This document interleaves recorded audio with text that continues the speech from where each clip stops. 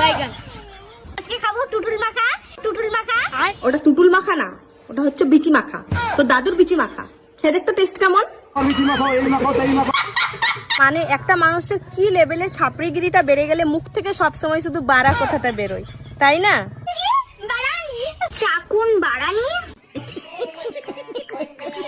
তো hey guys, welcome to my new another video. তো guys, আজকে এমন একটা নিব্বিকে নিয়ে কথা বলবো যে শুধু ভুলভাল খাবারের নাম বলে না, তার সোশ্যাল মিডিয়াতে এসেই ঝগড়া করাটাই হচ্ছে তার মেন কাজ। হ্যাঁ,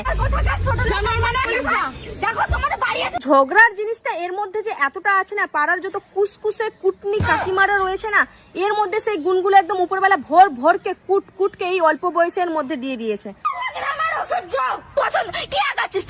জানোয়ার কোথাকার, একদম অসহ্য। ইচ্ছা লেখো তো কই। আর ঝগড়া করতে করতে তার ঝগড়ার লেভেলটা এতটাই বেড়ে গেছে যে তার নিজের মাকেও ছাড়ে না। হ্যাঁ, বাচ্চা কিপটে কথাটা না তোর মাকে না বলে যদি অন্য কাউকে বলতিস না, তাহলে না মানাতো। যদি কিছু প্রোটেকশন কিনে যদি নিত, তাহলে আজকে আমাদেরকে এই দিনটা তো আর দেখতে হতো না। না হ্যাঁ, লাউড়া শাড়ি পরছি। কি হ্যাঁ, লাউড়া শাড়ি পরছি।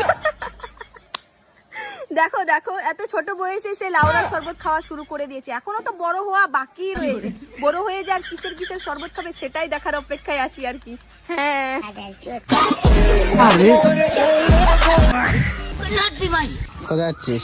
বাল ছিঁড়তে যাচ্ছে না, মানে এইসব ড্রেস পরে তো বাল ছিঁড়তেই যায় না। হ্যাঁ, আমিও যাচ্ছিলাম একটা সময়। মানে দেখতে পাচ্ছে যে স্কুল ড্রেস পরে আছে, তাহলে এবার নকশা মারিয়া জিজ্ঞেস করার কি আছে? হ্যাঁ, যে কোথায় যাচ্ছিস, দেখতে তো পাচ্ছিস ঘাড়ে ব্যাগ, স্কুল ড্রেস পরে আছে, তো স্কুলই যাবে, বাল তো আর ছিঁড়তে যাবে না, তাই না? কোথা থেকে যে আসে এইসব লোক।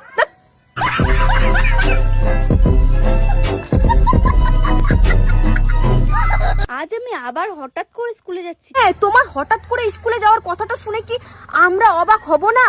হ্যাঁ, কারণ আমরা জানি তুমি স্কুলে যাও না। হ্যাঁ, বেশ অনেকগুলো দিন হয়ে গেল স্কুলে যাওয়া হয় না। তো আমি তোমাকে দেখে বুঝতেই পারছি যে তুমি স্কুল যাও না। হ্যাঁ, কারণ এর পিছনে না অনেক বড় একটা কারণ আছে, অনেক বড় একটা মজবুরি আছে, অনেক বড় একটা হচ্ছে যে একটা মেয়ে হয়ে রাস্তার মাঝ রাস্তায় দাঁড়িয়ে, ঠিক আছে, ডাব বিক্রি করাটা কিন্তু চারটেখানি আর সহজ ব্যাপার নয়। হ্যাঁ,